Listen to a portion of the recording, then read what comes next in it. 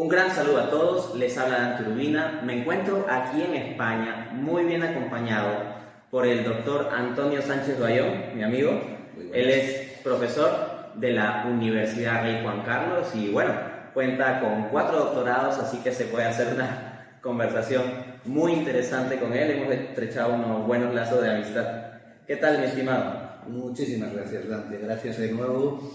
Es un gusto poder estar en persona contigo y podernos dirigir a tu magnífica audiencia.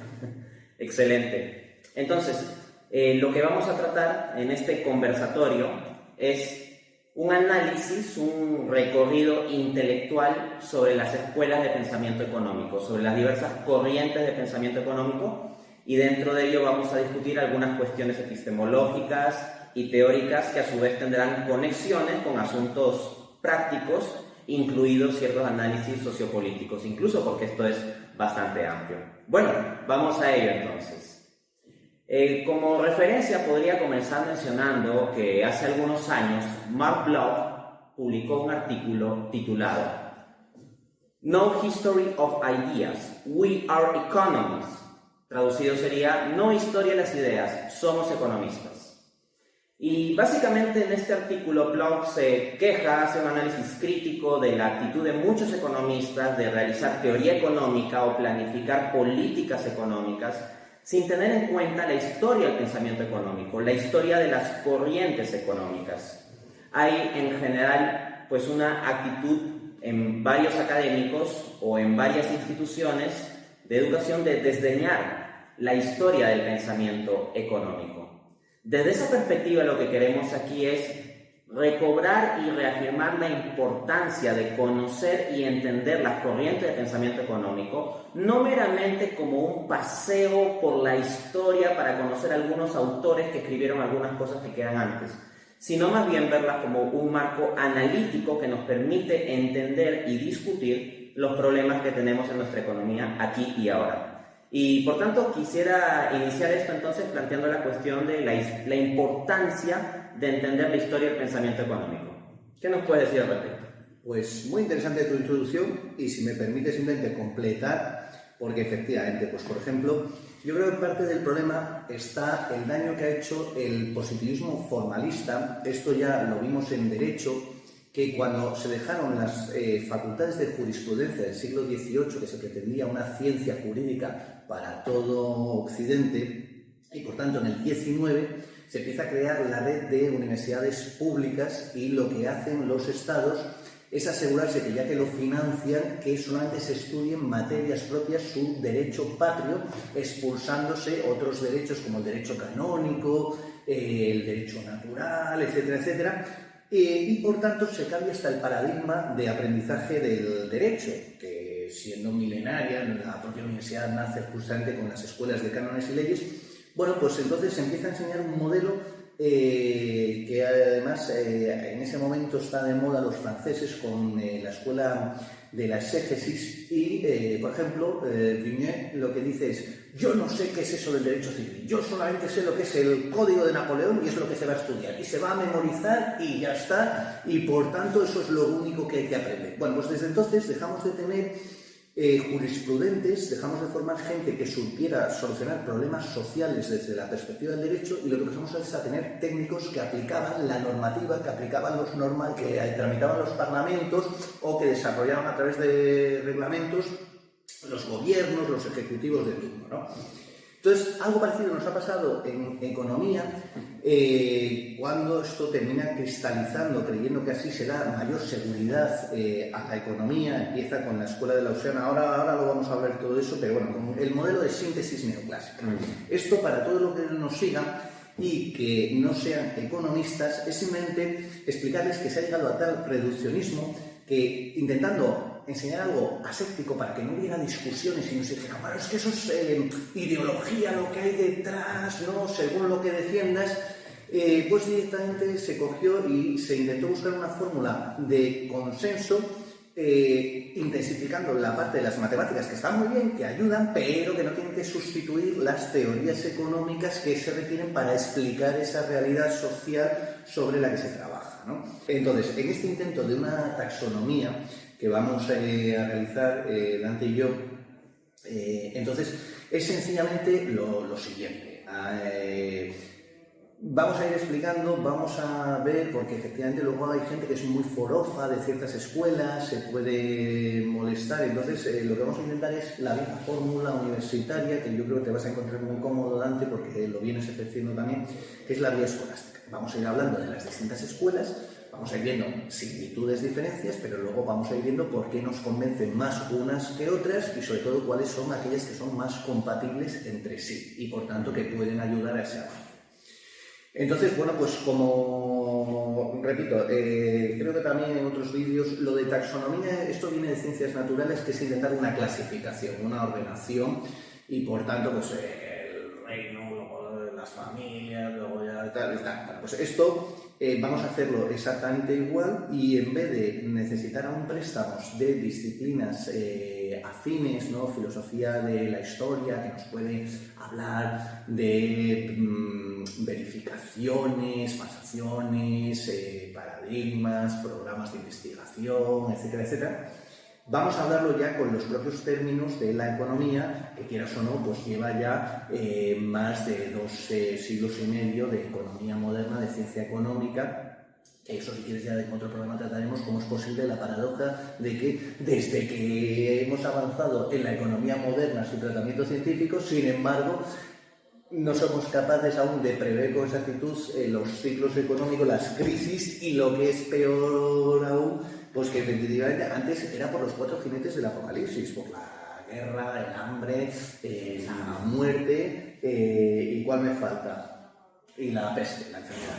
Y en cambio, pues eso, supuestamente interviniendo y mejorando, y en cambio tenemos más crisis recurrentes, pero eso ya es otro motivo. Bueno, en cualquier caso, esto lo mencionaba para el hito de partida. Si te parece bien, partimos de planteamientos, no eso que te gusta a ti criticar, la sabiduría convencional, ese préstamo de Calvert, pero que lo han ido diciendo todos. O sea, también Hayek, en su estancia en la London School of Economics, también se quejaba en ese momento de lo que se estaba haciendo, Menger de la escuela austríaca también frente a la escuela historicista alemana, el propio Smith frente a los mercantilistas, ¿no?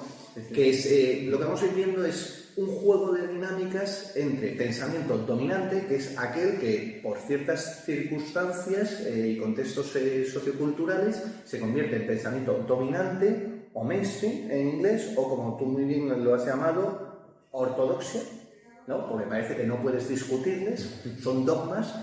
Y luego, pues siempre frente a esto ha existido una heterodoxia, que además hay 2 categorías a su vez, que son los heterodoxos mainline, ¿no? De fundamentos, y por tanto se encargan de estar revisando ciertos axiomas o lo que haya que rescatar de los fundamentos de los principios de economía, y así de ese modo, pues si ha habido una cierta desviación, ¿no?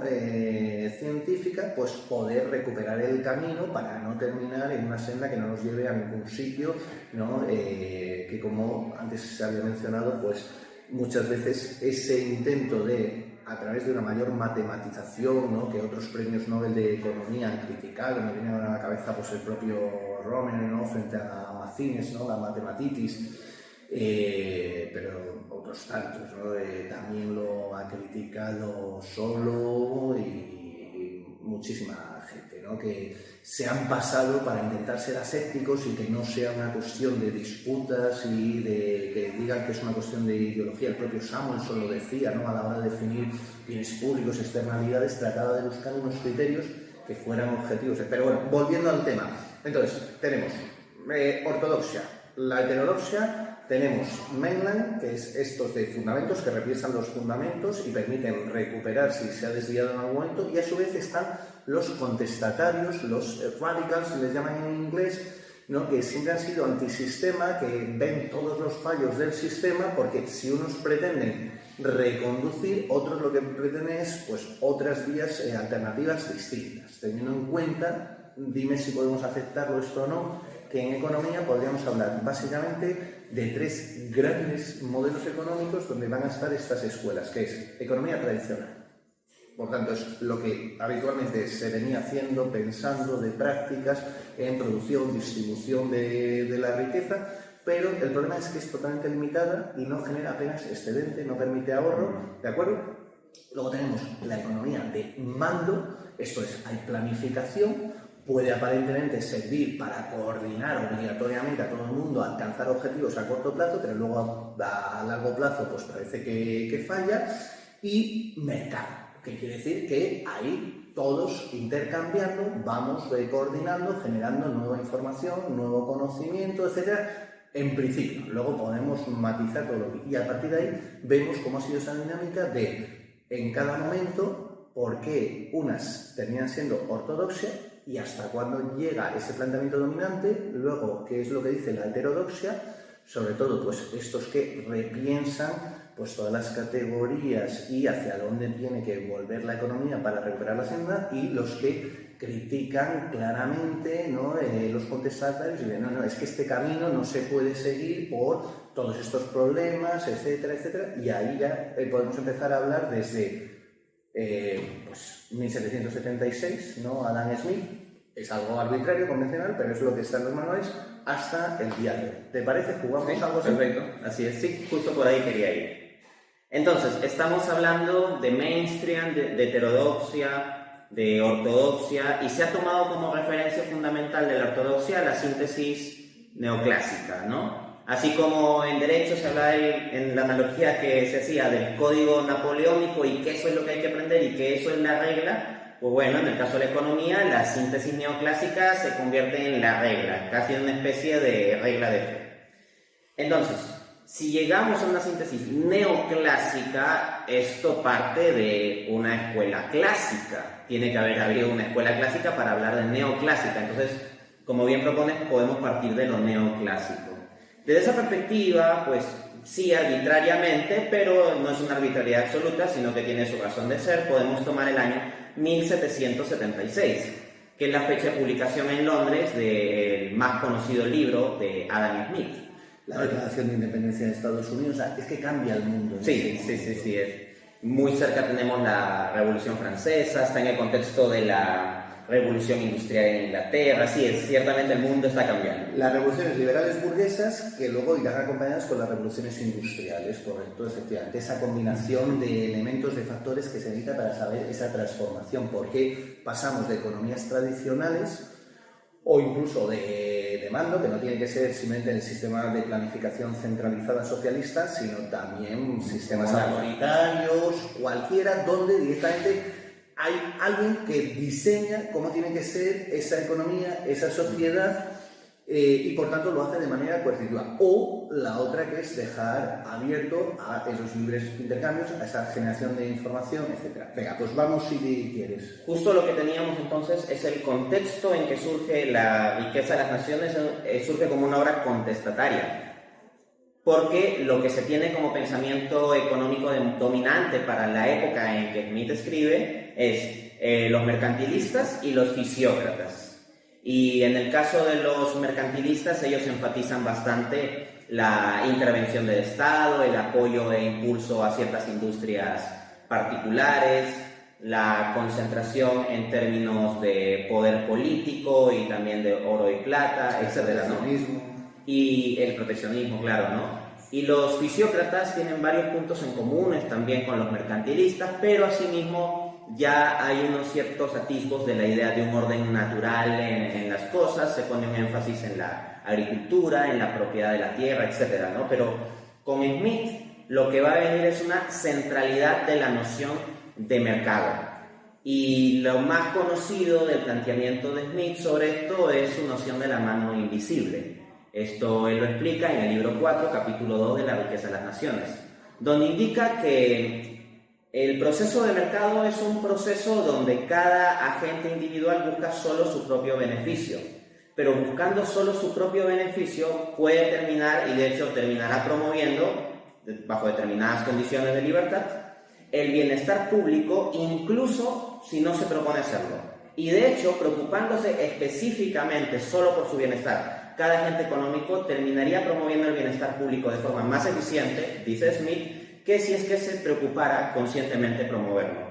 esa especie de magia, por decirlo así, a partir de la cual las acciones individualistas de cada sujeto que compone la economía dan lugar al efecto solidario, entre comillas, del bienestar público, es la mano invisible, ¿no? La que transforma el egoísmo privado en bienestar público en un libre proceso de mercado. ¿Qué nos podrías decir un poco sobre esta noción? Magnífica síntesis, porque es complicado condensar tanta información, tanto conocimiento.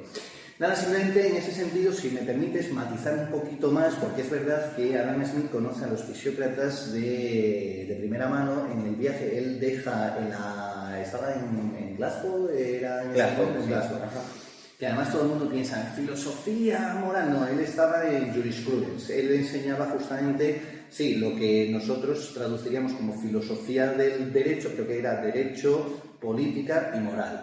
Y por tanto, ¿qué es lo que ocurre? Que se va como tutor de un lord y hace ese viaje por Europa y entra en contacto. Pues los fisiócratas, lo que ocurre sobre todo es que se ayudan de préstamos de la medicina, que está avanzando mucho en ese momento, y por eso intentan trasladarlo a la economía y hablan del cuerpo social, y por eso es como el sistema circulatorio. De ahí va a venir luego lo que en Chicago Frank Knight le va a dar forma, que es el flujo circular de renta, ¿vale? Que viene de ahí. Circulación.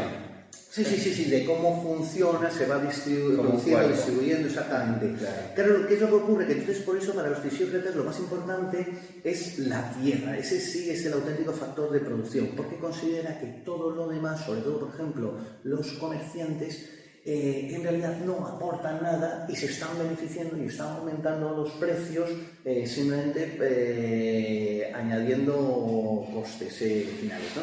Entonces, pero ya digo que el pensamiento de Adam Smith se ha prevalecido, porque hubo otros, Cantillon y otros tantos, que intentan ensayos para dar esa visión de conjunto de la economía, no solamente la privada, sino que por eso se llama economía política, sino que es de la comunidad política. Ojo, no hay que identificar que sea simplemente el Estado, se está refiriendo a todo el conjunto de la sociedad. La polis como ciudad. Sí, sociedad, que integra a todo, no solamente, por eso digo, identificarlo. Es verdad que por eso, bueno, pues ya luego retomaremos si te parece, pero es el conjunto, ¿no? Lo que vamos a distinguir de macro, micro, etcétera, porque también se suele coger y cometer el error en los libros de historia económica y decir, no, el que inventa la macroeconomía es Keynes. No, Keynes lo que dice es que es posible una macroeconomía sin fundamentos de microeconomía, y por tanto, además esta tiene que ser la reina de la economía. Pero autores que se vienen preocupando por la macroeconomía hay muchos, y ya digo, sobre todo la denominación original de la economía es economía política, y viene además de las facultades de jurisprudencia. Incluso en buena parte de Europa continental se ha mantenido la denominación de la disciplina. Lo que pasa es que luego lo han reconvertido con Hacienda Pública, y por tanto hoy en día lo entenderemos dentro de la economía pública. De hecho, los fisiócratas pondrían énfasis en la macroeconomía, ¿no? Por decirlo así, el tableau economique de Keynes es una macroeconomía, o sea, es un tablero económico de la organización del conjunto macro de la sociedad, ¿no? Entonces sí me ha gustado mucho ese apunte, porque en varios libros de economía, varios manuales con los que uno se forma, yo lo he leído en mi época universitaria, nos dicen que Keynes es el padre fundador de la macroeconomía, y eso es un absurdo. O sea, Keynes plantea, claro, una perspectiva de la macroeconomía particular, y como tú bien dices, un poco la termina desgajando de ciertos fundamentos microeconómicos. Se puede hallar ciertos fundamentos microeconómicos en el pensamiento keynesiano, pero ya no está ahí el énfasis, ya no está ahí la conexión, como que la macroeconomía y los agregados macro terminan teniendo una especie de suerte de vida propia, ¿no? Es algo así como el cuerpo más allá de los órganos. Esa dicotomía, ¿no? Sí, no más. Es que ahí tenemos que entender luego cosas que ahora vamos a ver de la escuela keynesiana y de su elitismo, ¿no? De esa racionalidad burocrática. Pero si quieres ahora eso recuperamos. Venga, pues sí. Entonces, para no dispersar, porque es que si no, tú ya sabes que yo hago submarinismo en charcos, voy saltando una cosa a otra, por eso tú vas también en corto y ya está.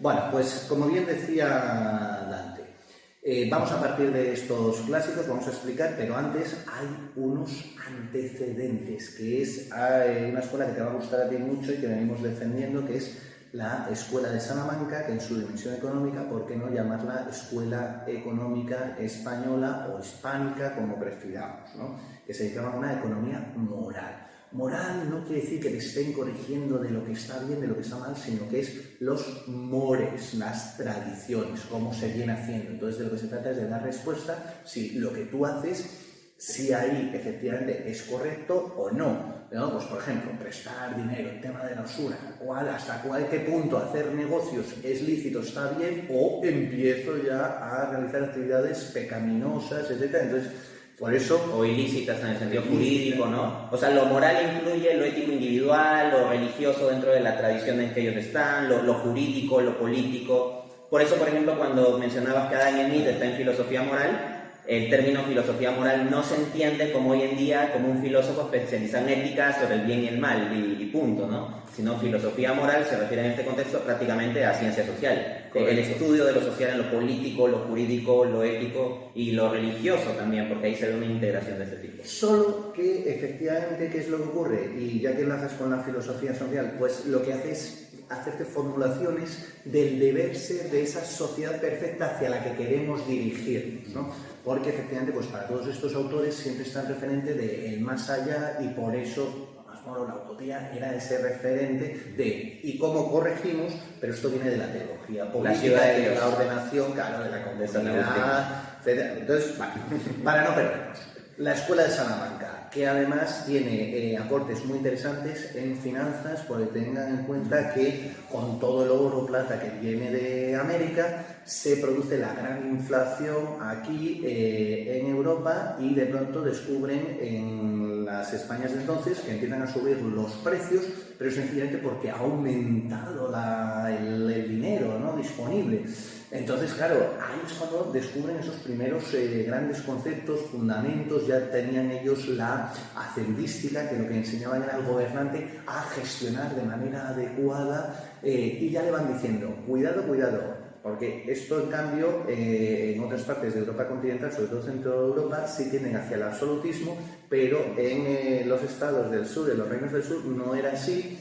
Y por tanto al rey se le decía, cuidado, que tú no eres el dueño del reino, tú eres un gestor temporal del reino, etcétera, etcétera. Pero bueno, entonces partimos de toda esa herencia.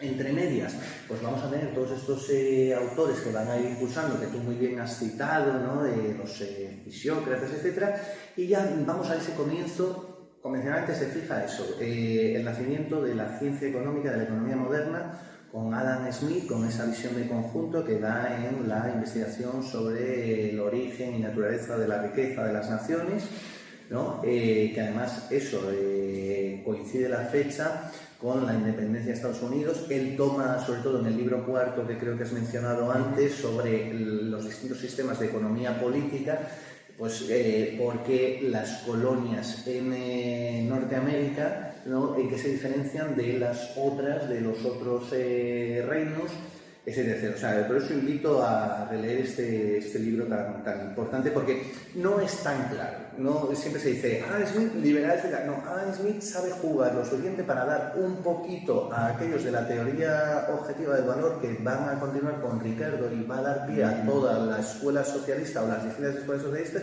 pero a su vez sigue manteniendo la parte de los precios, y por tanto también ayuda a los marginalistas.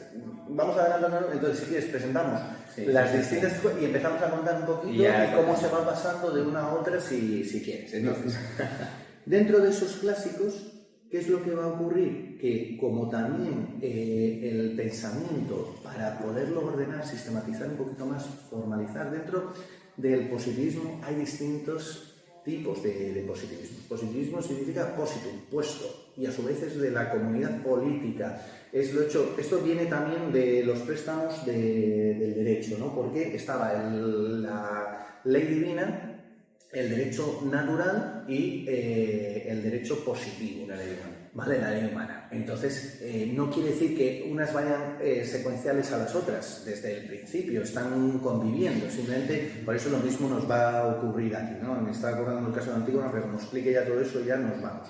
Entonces, volviendo dentro de este intento de volver ciencia al conocimiento económico disponible en ese momento, pues los más destacados pensadores en ese momento son en el mundo anglosajón. Abandonamos Europa continental y sobre todo el Mediterráneo, nos vamos a los anglosajones y son, por eso ya digo, que no empieza realmente ni siquiera en esa ilustración escocesa donde se enmarca Adam Smith, Hume, porque estos a su vez beben de la Escuela de Salamanca o la Escuela Económica Española. Lo que pasa es que Hume tenía la mala costumbre de no citar, y Adam Smith también, más o menos, ¿no? Habla de los autores españoles y tal, pero oye, podrías haber cogido de venga Covarrubias, algún guiño, venga el padre Juan Mañana, otro guiño, ¿no? Sí, me gusta mucho citar a veces. Sí, bien. Ahora, para centrar la cuestión, me gustaría que pasemos un poquito de lo clásico a lo neoclásico, ¿no? Pero antes sí quiero hacer un pie de página sobre algo que me encantó que mencionaste, que claro, a veces se hace una simplificación sobre Adam Smith como Adam Smith liberal y punto. Y sí, claro, en cierta medida se lo puede caracterizar como un autor liberal, pero no lo pensemos como una especie liberal de manual. Hay muchos matices en Smith. Por ejemplo, Smith, como bien apuntaste, no plantea una teoría subjetiva del valor. Habla sobre dimensiones de la dimensión subjetiva del valor, por ejemplo, en la paradoja del agua diamante, de esos detalles. Pero al mismo tiempo en la teoría del valor de Smith vemos sobre todo el tema de los costes, el tema del trabajo, y por esa misma línea la teoría clásica del valor es una teoría de la línea Smith-Ricardo, que a su vez con la misma va a conectar luego Marx, ¿no? Y va a sacar unas conclusiones pues bastante distintas a un esquema de libre mercado, ¿no? Pero por otra parte, encontramos en Smith este énfasis en la libertad, en un cierto orden natural, en una cierta mano invisible, en el mercado. Beneficio del empresario, que también hay que computar a la hora de considerar si te metes o no en un mercado, etc. O sea que sí, muy bien sintetizado. Es un mundo Smith, o sea, claro, es un autor que no lo podemos simplificar en un manualito, tiene muchas cosas interesantes. Al igual que antes has aludido, la mano invisible solamente lo dice un par de veces. En cambio, han hecho un mundo, han escrito un mundo al respecto.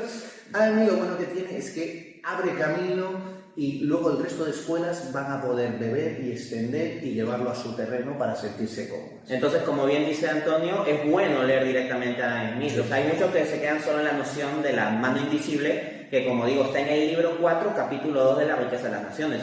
Lo cual significa que antes de dar esa pequeña noción, que es simplemente una frasecita que da en un párrafo, Smith ya ha escrito 3 libros de La riqueza de las naciones, discutiendo un montón de cosas. Sí. Claro, es que es eso que no es... Vamos a ver, cuando dices que no es por la benevolencia del carnicero, del panadero, que produzca, sino, ojo, es el tema de la simpatía, que eso sí conecta con su teoría de sentimientos morales, que era de la que sí que estaba orgulloso como obra.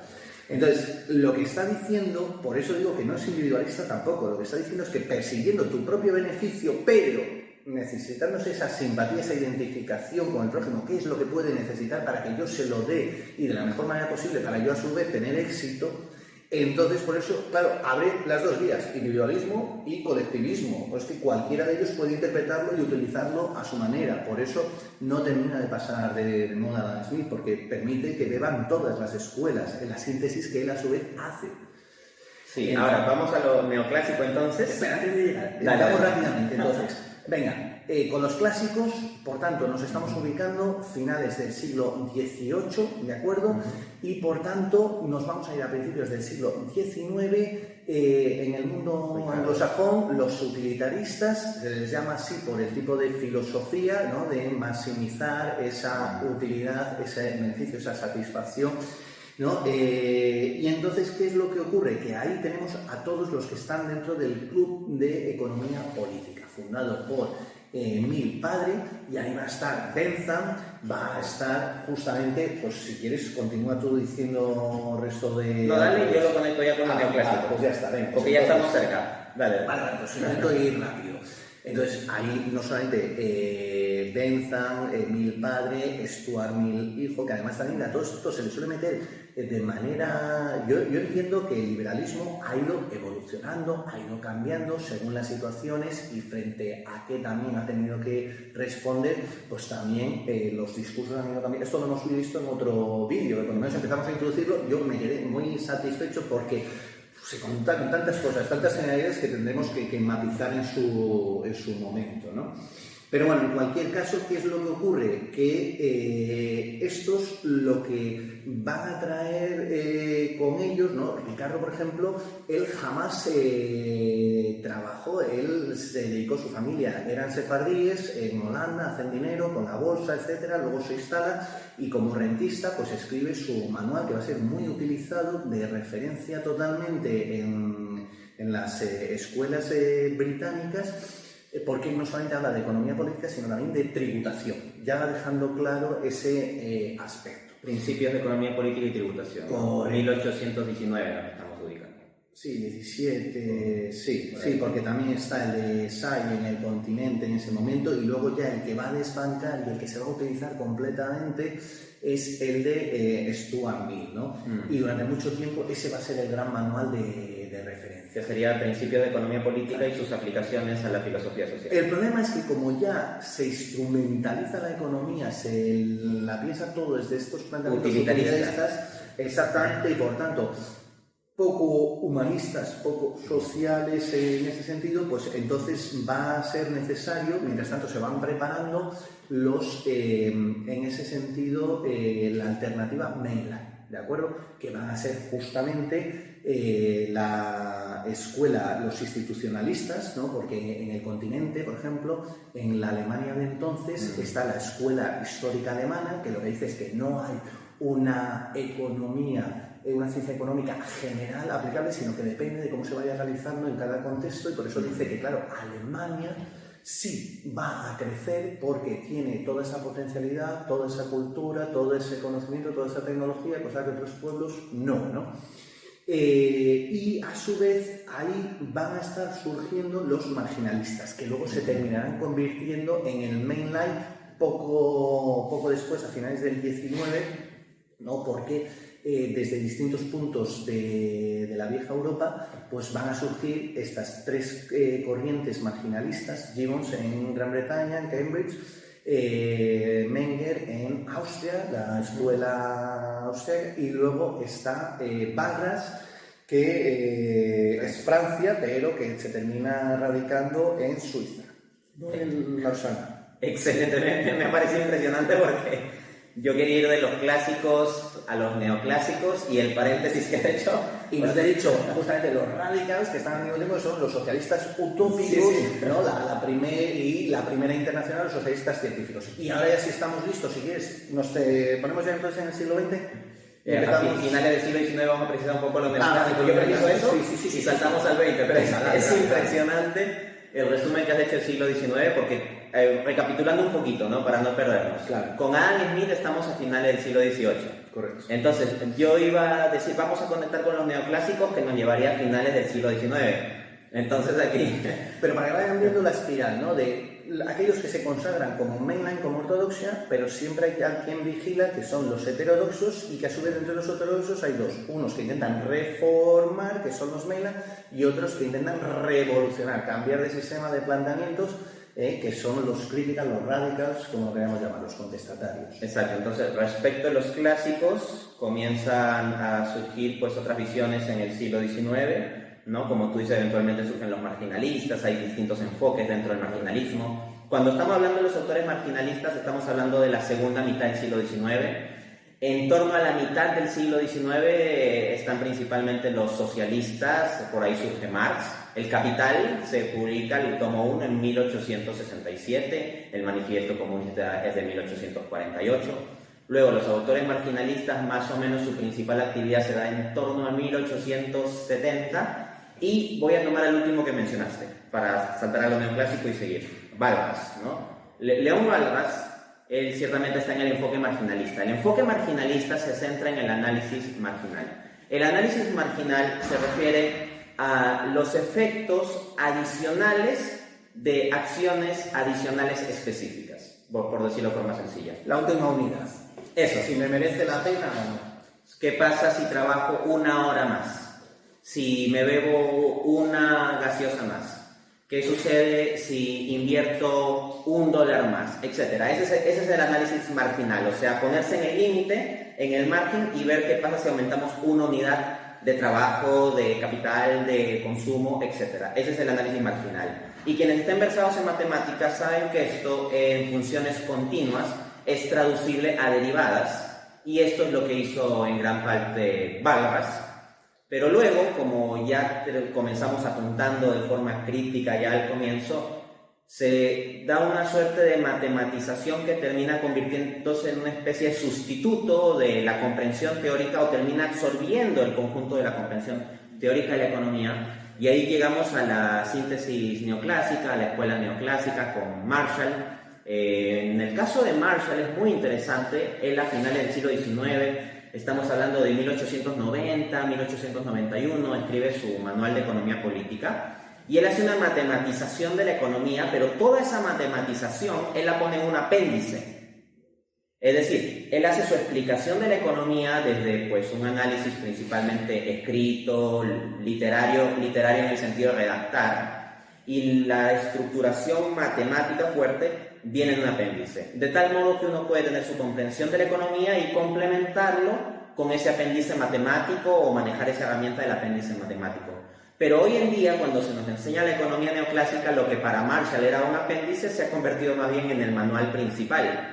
Así, por ejemplo, cuando uno revisa libros de teoría microeconómica o macroeconómica, porque se ha venido a hacer muy fuerte esa dicotomía en la formación, desde la perspectiva neoclásica se nos da una cantidad gigantesca de matemáticas, una economía muy matematizada, y los apuntes empíricos, analíticos, de pensamiento, históricos, etcétera, esos son los pies de página o son los apéndices. Entonces ha habido una revolución con respecto a Marshall. Entre los estudiantes de economía, ¿no? Que cuando se preguntan, ¿no? Se ven por los pasillos, se preguntan qué tal están, entonces siempre coge y contesta alguno con la cabeza un poco cabizbaja: pues tengo más problemas que un libro de micro. O sea, entonces, bueno. Buenísima la síntesis. Simplemente apuntar a ese respecto. Nada, un detalle. Al igual que en el medievo, la gran ciencia abstracta, la ciencia de Dios, la teología, se va a ayudar de la filosofía para articular sus categorías, y por eso la llaman arcilla teologae, esto es sierva de la teología. Lo mismo le va a ocurrir a la economía, que desde este momento que está mencionando Dante, para poder ir avanzando, en vez de ayudarse de disciplinas complementarias, en cambio se va a convertir en sierva de otras ciencias que en ese momento están pujantes. Lo digo porque con Walras, si uno lee las cartas que le mandaba su padre, afirma que va a coger, y como en ese momento está despegando la nueva física, estamos pasando de la newtoniana a la primera pues, cuántica y relativista, etcétera, etcétera, de finales del XIX, principios del siglo XX. Entonces, ¿qué es lo que dice Walras? Pues yo lo que quiero ser es recordado por el que fundamentó la economía desde la física, coge los modelos matemáticos de equilibrio de la física, Laplaciano, y lo quiere coger y meter obligatoriamente en la economía, ¿no? Y de ese modo pues se evita esa discusión que hablábamos, ¿no? Pues por ejemplo, los institucionalistas, que decían que era muy importante los elementos socioculturales, pues de ese modo te lo ahorras y dices, no, esto lo cojo plausiblemente con matemáticas, y por tanto, pero empiezan a alejarse de la realidad. Entonces, bueno, pues esos que habían sido en ese momento los mainland, ¿no? Los heterodoxos mainland, los marginalistas se van a convertir en los ortodoxos, ¿no? En el mainstream justamente de finales de ese siglo XIX. Hago un muy pequeño apunte ahí. El contraste que no debemos perder de vista: los fisiócratas, que fue el contexto previo a Adam Smith, tomaban como referencia la medicina, veían a la economía como fenómeno social y al cuerpo social, y por tanto cuerpo económico, eso, como un sistema donde, por ejemplo, circula la sangre, así ponen énfasis en la circulación, etc. Entonces, la referencia mental para entender la economía era un tanto la medicina, la anatomía, un tanto lo biológico en ese sentido respecto del hombre. Pero como bien se apunta aquí, a finales del siglo XIX, ya con la escuela neoclásica, lo que se va a tomar como piedra de toque para la comprensión económica es la física. Y una física pues matematizada, laplaciana, esquemática, etc. Entonces que se ve ese cambio de paradigma. Y entiéndase que las cuestiones anatómicas son mucho más humanas que las cuestiones de movimientos de los astros. Desde esa perspectiva, la propia economía termina en cierto modo deshumanizándose en cierta parte, al perder el aspecto histórico, social, cultural, que un neoclásico te puede decir, sí, lo tomamos en cuenta, pero como variable exógena, ¿no? Pero variable exógena es que es opcional y no es constitutiva. No, es que del como sistema. no eres capaz de formalizarlo en tu modelización, por eso dices que es exógeno y ya está, y te despreocupas, ¿no? Eso Sí. lo decía Friedman en sus ensayos de Economía positiva. de economía positiva, que dices tú, vamos a ver, si estás haciendo ciencia no puede ser ensayo, por tanto ya vamos mal con el título. Y luego, pues efectivamente, que lo que decía era que para poderlo hacer más predictivo, pues había que entonces hacerlo menos realista. ¿Por qué? Porque si tienes que meter todas las variables, pues al final el coste es tan importante que no puedes llegar a avanzar. Pero es que difícilmente podemos hablar de predicción del comportamiento humano, porque lo bonito que tiene es que puede ser creativo y por tanto pues dinámico. Entonces, tomando donde lo había dejado Dante, efectivamente, ¿qué es lo que ocurre? Que se empieza a imponer este modelo en el continente de la escuela de Lausana, ¿no? de Barras, matematizando, porque recibe el apoyo pues, de ingenieros, pues como es Pareto y otros tales, ¿no? Que aunque nos pueda sonar el apellido más italiano por la ascendencia, pero que en realidad pues él se forma, se mueve en Centro Europa y de él debemos todo el tema pues, de optimizaciones, eficiencia traído de la ingeniería. Por tanto, otra vez otro elemento de condicionamiento, ¿no? Para el desarrollo de la economía. Entonces, ¿qué es lo que va a ocurrir? Como bien decía Dante, en 1891 sale el libro de Massa, su manual, que en realidad ya le cambia la denominación, ya no es Political Economy, sino que va a ser Economics, porque en inglés la terminación ICS significa científico, igual que logia en el mundo de lengua hispánica, ¿no? Entonces, ¿qué es lo que ocurre? ¿No? Pues eso, dime astronomics, mathematics, etc. Queda ya ilustrado. Physics, que es el paradigma. ¿Vale? Entonces, por eso habla de... ¿Y qué es lo que ocurre? Que en realidad lo que está ocurriendo, y ahí se está preparando también los mainline, que es la escuela de Cambridge, que se va a terminar convirtiendo en el siglo XX en la ortodoxia. Bueno, pues van a empezar a impulsar a principios, hacia los años 20, ¿no? La primera facultad de economía, y se lo van a encargar a Pigou. Y Pigou, su maestro era Marshall, y en realidad Marshall también venía de formación matemática, ¿no? Entonces por eso esa preferencia por las matemáticas se encontraba más a gusto que no tener que manejar todas las teorías económicas. ¿Qué es lo que ocurre en ese sentido?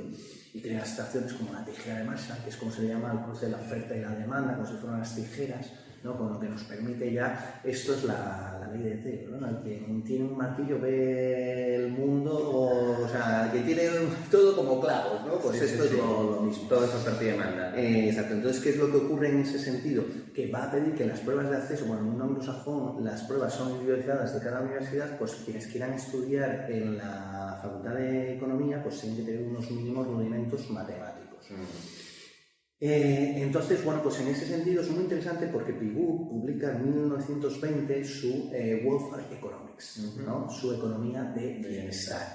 Esto, a diferencia de lo que los postkeynesianos más adelante van a hablar, no es que les preocupara a los pobres, no, es un pensamiento elitista y por lo cual, con una racionalidad burocrática, lo que dicen es, vamos a ver, yo que soy más listo, que me he formado en las universidades de élite las mejores, pues soy capaz de tomar las mejores decisiones y por tanto, si yo sé cuántos recursos naturales, factores de producción tengo, teniendo en cuenta que nos reducen a todos a factor de producción, esto es mano de obra, no cabeza pensante, mano de obra, pues somos todos formados igual por el Estado, en las escuelas de normalización. Los que piensan son ellos, los que hacen los modelos. Exacto. Los demás somos mano de obra. Entonces, yo sé cuántos factores tengo y por tanto cómo los tengo que combinar con estas políticas económicas para obtener estos resultados, y por eso el político además me va a querer como el mejor aliado, pues soy su alquimista, porque directamente le voy a conseguir financiación de la nada, etcétera, y voy a hacer que la gente valore los resultados que se consiguen, porque si yo logro combinarlo para, pues luego la ley de Ockham, ¿no? Que es una observación empírica que dice que si por lo menos creces a un 3%, vas a mantener el pleno empleo y por tanto ese político se va a poder mantener en el cargo, etcétera. Vale, bueno, pues entonces, ¿qué es lo que ocurre? que directamente, por eso Keynes, que está dentro de ese ámbito, está Keynes padre, que enseñaba en ciencias morales, que es hoy en día las ciencias sociales, ¿no? Se llama economía y es muy famoso su manual donde diferencia entre teoría económica, economía aplicada, etcétera, etcétera. Neville creo que se llamaba. Sí, exactamente. John Neville Keynes, sí. Y entonces resulta, y es él el que coge y enchufa al niño en Cambridge, y es el que además habla con Pigou, oye, mira, para este proyecto, el muchacho es muy avispado, no sé qué, además siempre se suele decir, no, es que Keynes tiene una formación de matemáticas, no, su bachelor fue en artes, en la parte de filosofía, en la parte muy importante que es lógica, pero él lo llevó a persuasión, y es lo que hace siempre, son discursos persuasivos. Tiene un libro de hecho, ¿no? Essays of Persuasion, ensayos de persuasión. Claro, sí fue su primera publicación, lo que pasa es que tarda un poco más hasta el 20 y además es publicado por Macmillan, que porque justamente en ese momento su amante de turno es, no sé si se puede decir esto, pero bueno, que era justamente el hijo de él que en ese momento llevaba la editorial, político importante, etcétera, etcétera. Estaba muy bien relacionado Keynes. Oh, sí. Entonces, bueno, pues, ¿qué es lo que hace Pigou? Dice, bueno, venga, pues para que el muchacho haga carrera, que sea un TIER, ¿no? Un teacher assistant, o sea, un profesor ayudante de Marshall, y así aprende algo de economía. No solamente eso, sino como el padre estaba en la revista, que Marshall además quería que en la Royal Society se hiciera dentro de estadística, y en cambio pues otros dicen, no, vamos a tener una revista realmente que sea de economía, no que seamos siervos de la estadística, que a su vez es una ciencia al servicio del Estado, de ahí la raíz, ¿no? De estadística, Estado, etc. Eso es importante. Entonces, ¿qué es lo que ocurre? Que en ese sentido es interesante que Keynes hijo, ¿no? el Keynes que ahora todos manejamos, Maynard Keynes, resulta que bueno, pues va a terminar dirigiendo la revista durante mucho tiempo y por tanto diciendo quién publica, quién no. Él no manejaba otros idiomas, por eso Bixel le llega, porque finalmente es traducido antes de que saque su teoría general, que ya Keynes criticó que eso de general nada, que es una particularidad, etcétera, y además eso desvinculando de la micro, etcétera. Y a su vez yo también dudo que llegara a obtener el título de doctor, por eso además Hicks dice Mr. Keynes, ¿no? Aunque luego le den el título de Lord, ¿no? Porque él es la tesina de bachelor, realmente lo que saca, que luego le va a servir para este librito que saca con Macmillan, etcétera, etcétera. Entonces, ¿qué es lo que ocurre en ese sector? Porque quien realmente le estuvo ayudando a modelizar, pues es Rafa y otros tantos que ya llamaremos los keynesianos. Rafa requeriría más reconocimiento. Sí. Hizo mucho trabajo. De campo, sí, de cálculo, pero también intentando que me encaje esto, etc. Pero bueno, en cualquier caso, lo que es interesante, que estamos mencionando, es que, fíjense que Pigou era el referente en su momento y en cambio termina siendo superado por Keynes, que es por lo que nos vamos a acordar, y ese va a ser ese mainstream del siglo XX, los intervencionistas, y estos en concreto son los fiscalistas, aunque se les llame keynesianos por Keynes, ¿no? Fiscalistas se habla así porque la idea es que el Estado tiene unos ingresos que viene buena parte de ellos a través de los tributos, ¿vale? Pero las políticas fiscales no solamente es eso, sino que es una mayor intervención con un mayor gasto público, contracíclico. Esto es que cuando vienen mal dadas, empiezan las crisis, pues entonces el Estado lo que tiene que hacer es gastar más y por tanto, ojo, también, no nos olvidemos, los de Cambridge eran instrumentalistas en el sentido de, vale, gasto más, pero también para que gaste más la sociedad, reduzco los impuestos, la presión fiscal, ¿de acuerdo? Y de ese modo se reactiva la economía. Y luego ya cuando vuelva otra vez la economía a ir bien, entonces lo que hago es reduzco el gasto público y aumento la presión fiscal, porque para ellos todo el tema de los tributos era simplemente mecanismos para enfriar o calentar la economía. Claro, la economía se calienta, hay muchas compras. grabemos más impuestos porque así costará más, la gente consumirá menos. Que la gente no está consumiendo, que hay que activar la economía, quitemos impuestos y tal para que les parezca más barato, ¿no? La ley de banda es más barato, compro más, ¿no? Entonces, simplificando muchísimo. Ahí hago un apunte entonces sobre los paradigmas, ¿no? Habíamos visto primero la referencia a la medicina, el cuerpo humano en los fisiócratas, luego la física como piedra de toque para los neoclásicos, un gran mecanismo matemático, la economía como un gran mecanismo de relojería matemática de la oferta, la demanda y todo eso. Y finalmente ingeniería. Exacto, ingeniería social. Acá tenemos la sociedad vista como un automóvil. Es como que hay que dar la palanca para acá o llevarla para atrás o ver el aceite o controlar esto, lo otro, ajustar el motor, aquello. Y claro, la economía entonces al verse como un mecanismo tipo automóvil que hay que manejar de modo ingenieril también se termina deshumanizando. Desde esa perspectiva, gran parte del keynesianismo puede verse como contribuyendo también a esta deshumanización de la economía. Eso hay que decirlo, ¿no? Ahora, nosotros habíamos apuntado que la ortodoxia es la escuela neoclásica, pero curiosamente Keynes se plantea como crítico de los clásicos. No obstante, eventualmente pues va a darse lo que es la síntesis neoclásico-keynesiana, ¿no? Peor, o sea, él lo que llega a decir en la teoría general es que todos los que le anteceden son los clásicos. Él no distingue clásicos ni neoclásicos. Sí, le llama clásico al neoclásico. Empieza, o sea, fíjense cómo había sido educado y la autopercepción fantástica que tenía, ¿no? De niño genio, etcétera, etcétera. Sí, de hecho que ahí Keynes se forma bajo Pigou, pues, ¿no? Y... Bueno, este Pigou lo terminan destrozando porque él, lo que llaman el circo de Cambridge, que son los seguidores de Maynard Keynes, que son justamente Robinson, Rafa, colabora con ellos Caldo, etc., los post-keynesianos, porque lo que mezclan es estos planteamientos intervencionistas fiscalistas con cierta herencia socialista que se pueda mezclar. Bueno, ahora lo veremos y lo analizaremos mejor, ¿vale? Bueno, pero es que Rafa... Bueno, en cualquier caso, ¿qué es lo que ocurre?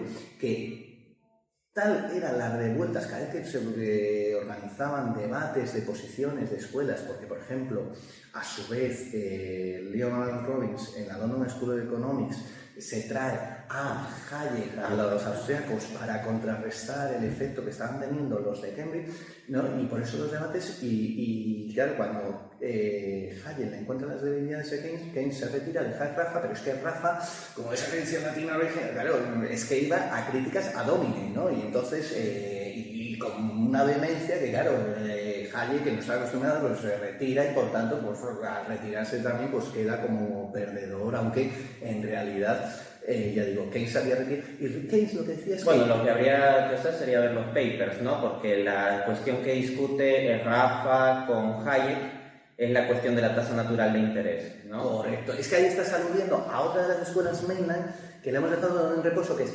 mientras que se iba formando ese mainstream de los neoclásicos que matematizan, simplificando un poco, estaban estos que estaban dándole vueltas, que eran los mainland, que eran la escuela de Cambridge, que veremos que será a principios del siglo XX el mainstream, pero a su vez está también la de Chicago, que dentro de Estados Unidos va a ser la primera en tener doctorado propio de economía. Recordemos que Samuelson, por ejemplo, lo saca en humanidades en Harvard, pero porque aún no tienen gente para sacar el doctorado de economía propiamente. Y así suma y sigue. Entonces, ¿qué es lo que ocurre? Y está la de Uppsala, Estocolmo, donde está Wicksell, donde está... ay, que no me acordaré ahora, pero bueno, luego llega Mierda, luego llega Lidberg y otros tantos, pero entre medias está...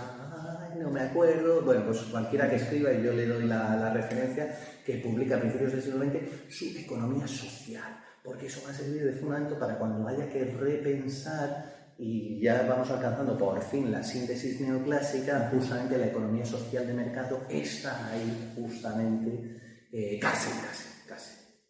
Los Wicksell casi, y así vamos viendo Mirra, Lidberg, etcétera, y otros tantos de esa otra... Entonces ya estamos más o menos en 1940 con la síntesis neoclásica, sí. Un poco por ahí, ¿no?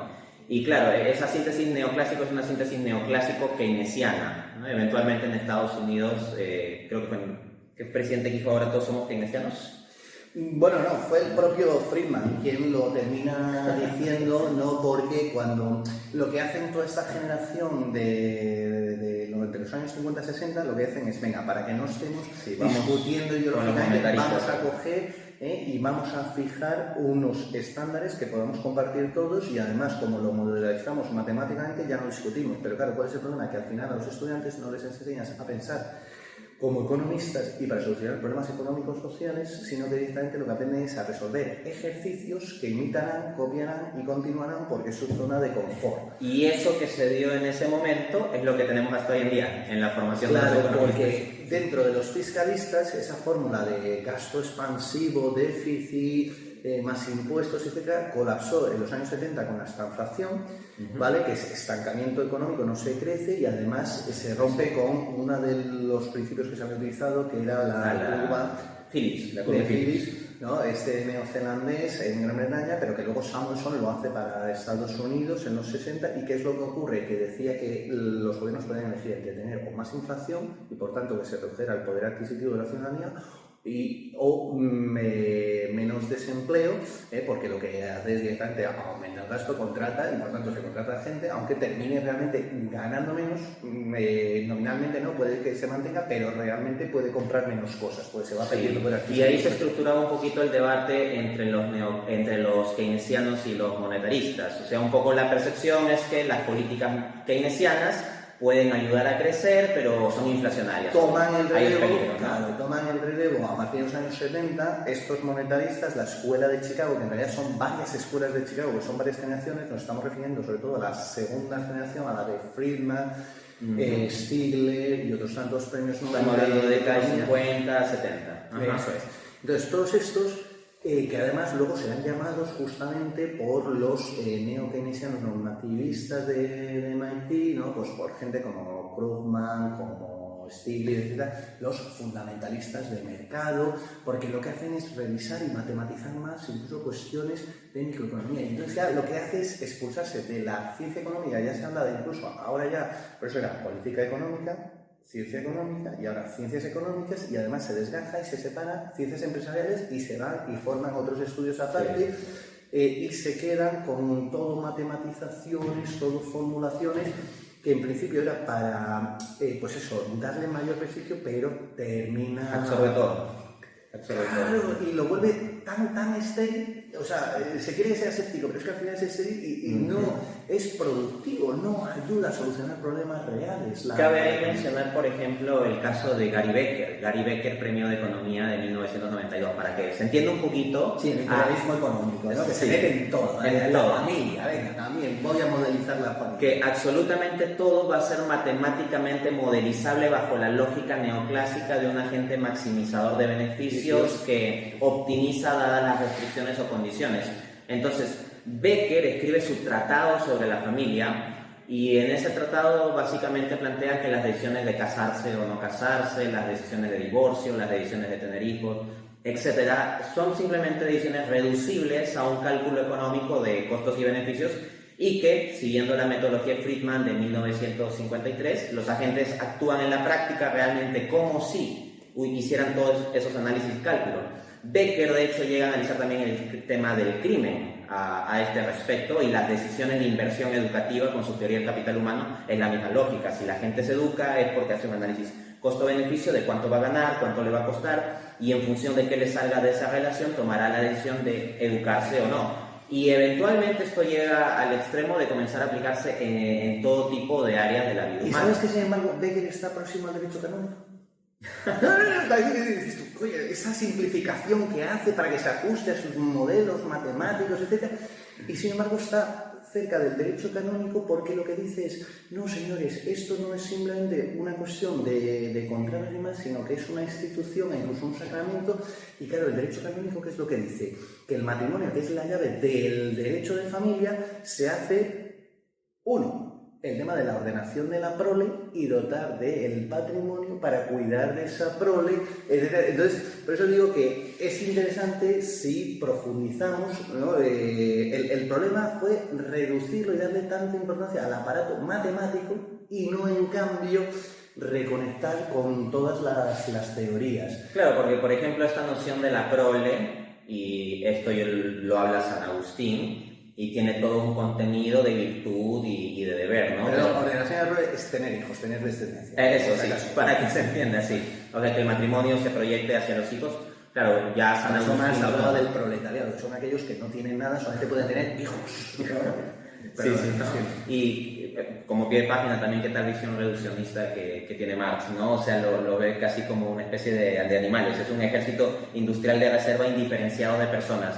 Por eso luego la ley de hierro, todo, pero que luego en realidad son los socialdemócratas, que son esos otros radicales que se van a reconvertir dentro del sistema, que estamos hablando de eso, etcétera, que lo que habla es de la ley de bronce porque tenía más lecturas y en realidad no era tanto de lo duro que es, sino porque en el derecho romano lo que era importante se grababa en bronce, entonces, pero que no se va a cumplir, ¿no? Quiere decir que cada vez hubiera una mayor masa de trabajadores ganando menos dinero porque al contrario ha ido aumentando.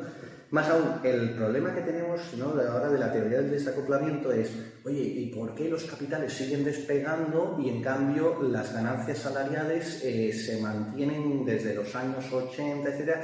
No, especialmente también el coste que tiene nuestro estado de bienestar, que recibes otro tipo de prestaciones, pero no de salario, ¿no?, sino que tienes otro tipo de contraprestaciones de educación, sanidad, etc. Luego eso tiene un coste, es la ilusión fiscal, que muchas veces no somos conscientes de lo que van las cosas, etc. Y hay muchos más. Pero bueno, venga, vamos que ya casi estamos llegando. Ya llegamos a los 90, mencionaste Stilly, mencionaste Krugman, que bautizaban como fundamentalistas de mercado a la gente de la Escuela de Chicago. Apunte muy rápido. Mientras que los fiscalistas intervienen directamente en la producción y distribución, ¿de acuerdo? El Estado tiene que ser quien lidere la economía. En cambio, la Escuela de Chicago sigue apostando por el intervencionismo, pero lo va a hacer desde fuera, lo va a hacer con el dinero, ¿de acuerdo?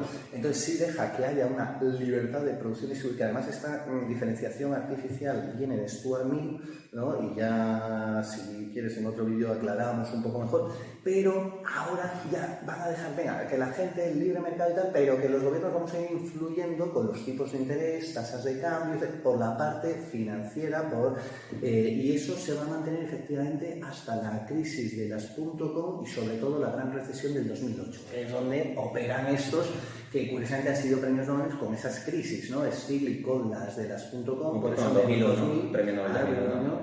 Y luego Krugman en 2008, ¿cierto? En las crisis.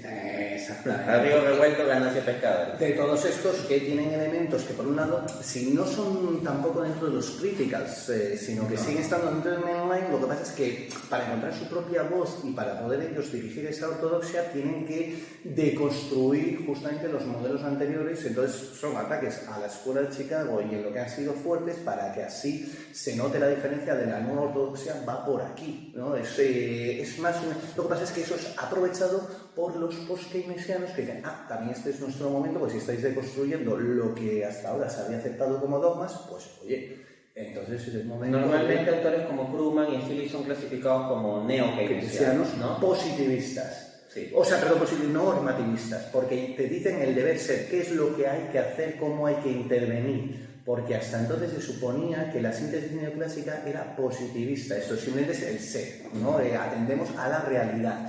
En cambio, el normativista es el que te dice cómo tiene que ser, ¿no? Y que hay que intervenir nuevamente con cierto elitismo. No, eso ya estamos hablando con una catedrático en Princeton, ganando más de $240.000 solamente por ser catedrático aquí.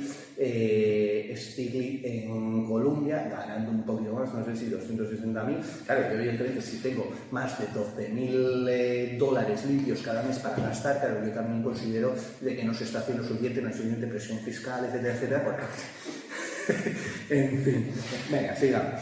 Excelente, entonces ya estamos llegando más o menos a los años 2000, hemos hablado de la crisis financiera, entonces, y ahí haría un apunte sobre Krugman, ¿no? En septiembre de 2019, Krugman escribe un artículo titulado Why did economists get it so wrong? ¿Cómo los economistas llegaron a equivocarse tanto? Es del 2 de septiembre de 2009, publicado en New York Times. Y básicamente lo que plantea Krugman aquí es que los economistas han terminado prefiriendo la belleza a la verdad. Que la razón por la cual no pudieron predecir que iba a suceder la crisis financiera de 2008 y los tomó tan desprevenidos y todo eso a la teoría económica dominante, a los teóricos estándar, es que se centraban mucho en la belleza de modelos matemáticos bonitos que funcionaban, donde todo parece razonable, estable, Pero alejado de la equilibrado. realidad.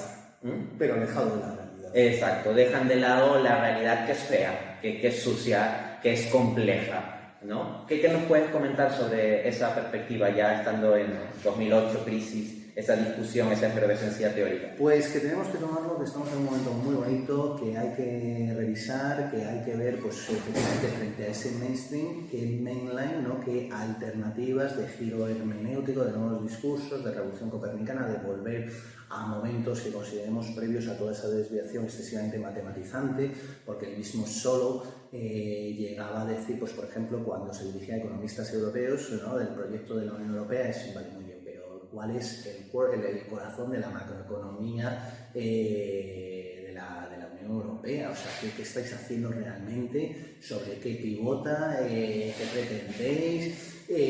¿Por qué? Porque tú puedes tener modelos matemáticos muy bonitos, muy elegantes, como decía Dante hace un momento, pero claro, si no responden a la realidad, si no... Entonces, en ese sentido, pues ¿qué mainline tenemos de alternativas? Tenemos pues la escuela austríaca humanista, lo que pasa es que está muy metida en disputas de a ver quién es el auténtico heredero de los dogmas y tal, cuando esa no es la esencia, justamente es al contrario, es huir de los dogmatismos y más humanismo, porque en su momento se luchó contra el nacionalismo, luego contra el socialismo, luego contra el internacionalismo, pues tendría que ir en esa línea y abierta y tender puentes a otra escuela en vez de encerrarse. Tenemos todos los de la nueva economía política, que son Law and Economics, el análisis económico del derecho, con gente como Gauss, Posner, etc. Tenemos Public Choice, ¿no? La elección pública, que tenemos gente tan buena, otro premio Nobel de Economía, Buchanan en el 86, con Tullock, con Brennan, etc. Tenemos también Constitutional Economics, que es lo mismo, también Buchanan, que lo que nos está diciendo es que en realidad lo que hay que hacer es poner unas reglas claras para que funcionen y luego dejar a la libertad de intercambios. En este sentido, hay quien puede criticar y con razón, pero entonces el Estado qué papel y sobre todo para evitar los abusos, pero es que eso sería, por ejemplo, motivo de otro vídeo, que muchas veces el Estado incluso ha vuelto público lo que es la caridad y además ya se desprecia que la caridad era solamente dar lo sobrante, no, la caridad era por amor al prójimo, tú le dabas, le ayudabas. Y entonces, ¿qué es lo que ocurre? Que como el Estado ha querido incluso hasta quitar la religión y hacerla esa religión pública, sus nacionalismos, etc., ¿qué es lo que ocurre? Que se ha querido también quedar con la parte de ayuda a los demás, etc. Y por tanto, claro, ¿por qué los europeos continentales vamos a ser caritativos con el prójimo si ya se está encargando el Estado? Para eso pago mis impuestos. Más aún, resulta que estamos perdiendo ese sentido humanista porque ya tú no naces ni mueres en tu casa, sino en fríos hospitales, burocráticos, etc. Estamos teniendo una serie de problemas, pero entre otras cosas porque no estamos respetando las esferas sociales. La religión es la que nos tiene que ayudar en esa relación con el prójimo y, por tanto, no tiene que ser una obligación impuesta por el Estado que se ponen las medallas de yo ayudo, sí, pero claro, ¿quién te financia? Pero entonces ya entramos en otro dilema, que puede ser otro vídeo, que es la relación entre economía privada, economía pública y la elección colectiva, la elección pública, etc. Bueno, era simplemente para introducir alternativas. Y frente a esto está lo que estamos viviendo en Europa continental, que es esa mezcla de post-keynesianismo con los neokeynesianos normativistas, que es el Green Deal. ¿No? Que por hacer más ecológico el cambio climático, etc., pues oye, sí hay que pasar vicisitudes, necesidades, pero claro, ¿a quién le toca pagar esas vicisitudes, esas necesidades que le cueste más la factura de la electricidad, los alimentos, etcétera, etcétera? Ese es uno de los grandes problemas y creo que vivimos esos tiempos interesantes.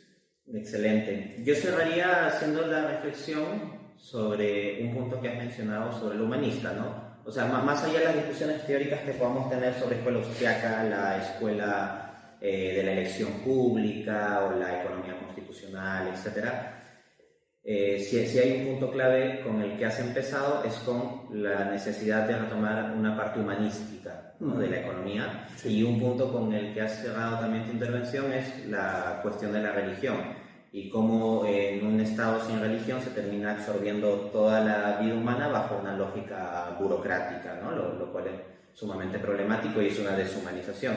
Entonces, un poco lo que hemos estado viendo en este rápido recorrido de las escuelas de pensamiento económico, prácticamente hemos ido desde el siglo XVI, un poquito con los mercantilistas muy rápido hasta llegar a la actualidad. Obviamente hay muchos detalles y muchos matices. Muchas cosas que se habrán dejado sin tocar, pero lo que queríamos aquí era darles un recorrido esquemático e interesante y un recorrido reflexivo, o sea, no simplemente decir, vamos a contar tal autor, nació en tal año, dijo esto, luego el autor siguiente, nació en tal año, dijo esto, sino hemos visto implicancias epistemológicas de las diferentes escuelas, un poco sus contextos sociales, un poco sus debates, hasta algunos detalles de vida personal de autores que pueden influir en la aceptación de ciertas ideas o la promoción de ciertas ideas, y es así como hay que analizar el pensamiento económico, ¿no? Y yo, pues, resaltaría lo que tenemos un artículo conjunto sobre la Escuela Española de Economía. No, y otro que tenemos que hacer definitivamente sobre esto, las relaciones ortodoxia-heterodoxia. Sí, eso, lo de los ciclos ya lo iremos trabajando. Escrito para ayudar también a mejorar el debate al respecto. Entonces, bueno, estén atentos a lo que vayamos publicando. No sé si quieres decir algunas palabras finales. No, que mil gracias, perdón los santos, y bueno, pues habrá más ocasiones para ir matizando todo, por eso tómeselo con cautela, no tengan prisa en tomar posiciones, sino reflexionarlo, pararlo, y esto se va viendo con calma y iremos sacando cosas, y a lo mejor en temas más concretos, así yo no me disperso tanto, y tú llevas más con el látigo. Mil gracias, de verdad. Excelente, Antonio, muchas gracias, ha sido un recorrido muy interesante, entonces esperamos que les sea útil y como bien dice Antonio, esto es para analizar, esto es para reflexionar, para conocer, entonces hemos dado un recorrido rápido, cada uno pues en función de su situación, de sus intereses puede ir profundizando, pero lo importante es que si vamos a tomar un juicio sobre cuestiones económicas, tengamos una perspectiva amplia y no nos quedemos en ciertos dogmatismos.